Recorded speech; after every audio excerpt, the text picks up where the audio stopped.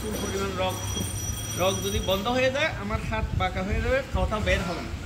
সমস্ত প্রশংসা আল্লাহর হুকুমে আমরা নাসির ভাই এবং রিজওয়ানের ছেলে জসির এই দুজনের দীর্ঘদিন সমস্যা ছিল।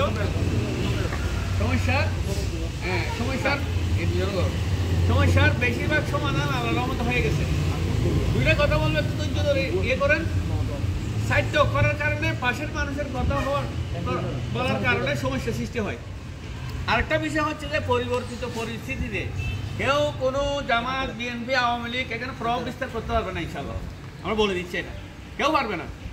এগুলি করলে আমরা ট্যাকেল দেবো, আমাদের যতটুকু শক্তি আছে। আরেকটা কথা বলবো, এই নাসির জসিম খেয়াল করো। হুজুর পাক সাল্লাল্লাহু আলাইহি ওয়াসাল্লাম একটা বৈঠকে ছিলেন, একটা জায়গা খালি ছিল। উনি বললেন যে এই খালি জায়গায় সবাই খেয়াল করেন, আমাদের দরকার এটা এখানকার সঙ্গে রিলেটেড। বলে এই খালি জায়গায় একটা লোক আসি বসবে, উনি ব্যস্তি, উনি আসেন নাই তখন। সবাই তাকাইলেছে দিয়ে কে আসে কে আসে। একটা লোক আসলো, নর্মাল লোক আসি বসলো। সবাই ওনার দিয়ে আল্লাহ নবী ঘোষণা দিয়েছিলেন এই লোক ব্যস্ত যাবে।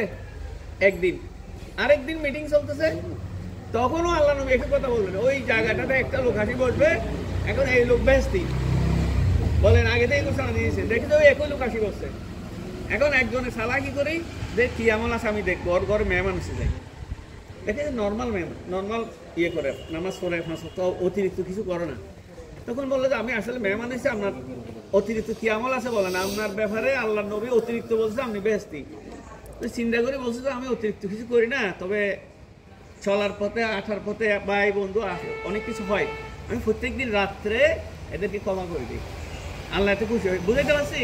আমি প্রত্যেকদিন রাত্রে এদেরকে ক্ষমা করে দিই, যারা ক্ষমা করে দিই তাদেরকে আল্লাহ ক্ষমা করে, তার ব্যস্তের খবর এসে গেছে। আরেকটা কথা বলি, এটা বলে শেষ করে দেবো। সাহাবাগণ ওরা জানতে চাইলেন যে ইয়া রাসূলুল্লাহ সাল্লাল্লাহু আলাইহি ওয়াসাল্লাম সবচাইতে বেশি ভালো কাজ কোনটা, এবার কোনটা বেশি পছন্দনীয় আল্লাহর কাছে সেরা, এটা আমরা করবো, আমাদের বলেন।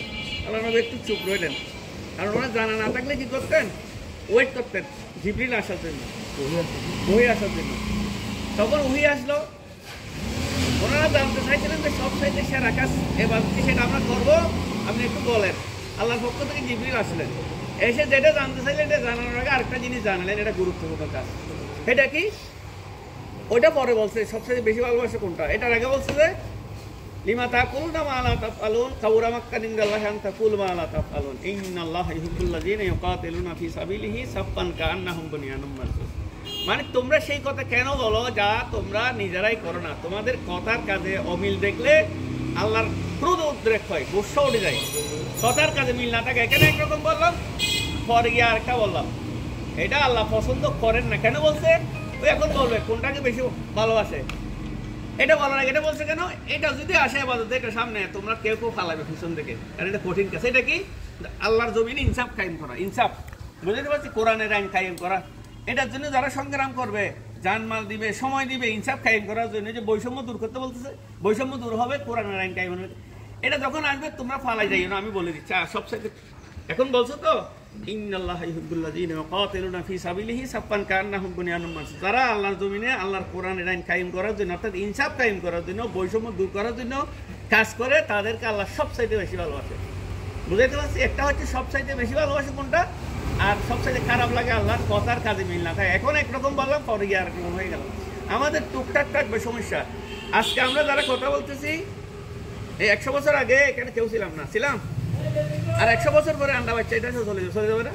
এটা যদি মাথায় থাকে এগুলি কোনো ব্যাপার না, এক বিয়াত এক হাত, হ্যাঁ, এগুলো কোনো ব্যাপার না। আল্লাহ আমাদেরকে এই জিনিসটা সুন্দরভাবে হয়েছে। এই দুই ভাইকেও আর যারা আছেন সবাইকে ধন্যবাদ জানাচ্ছি। মামুন ভাই আর ওনার নাম কি যে আসাদুল্লাহ, ওনারা যথেষ্ট সুন্দর পরিশ্রম করছেন এবং নিরপেক্ষভাবে ইয়ে করছেন। এই জিনিসটা আমরা এটার উপরে থাকবো, বাকি এগুলির ব্যাপারে বলবো। কখন ওয়াল এখন শর্ট করে দিয়েন না, টাঙ্গিয়ে এখন মাঙিয়ে না, আমরা বলবো এটা আবার বসে, এটা টেবলিং ম্যাটার, ছোটখাটো বিষয়, এগুলো আমরা সমাধান করে দেবো। সামান্য কিছুর জন্য অশান্তিতে কেন ভুগবেন? অনেক কোটিপতি আছে, এরকম বাড়ি না এসে 20টা বাড়ি আছে বেনজিরের, থাকতে পারতেছে করে শান্তি নাই। অবৈধ পয়সা, অবৈধ হারামের মধ্যে শান্তি নাই। আজকে মনে করেন যারা ফালা ফেলা রয়েছে তাদের এরকম 20টা 30টা বাড়ি, একজনও বাড়িতে থাকতে পারছে না, চোর হিসেবে লুকে লুকে রয়েছে। এগুলো আমাদের শিক্ষা। তা আমরা আসলে কথার কাজে মিল থাকলে আমরা কাজ করতে পারবো। আল্লাহর রাস্তায় কাজ করছি। সবাই দোয়া করবেন। এই কথা বলে এখানে শেষ করছি। আসসালামু আলাইকুম ওয়া রাহমাতুল্লাহি ওয়া বারাকাতুহু।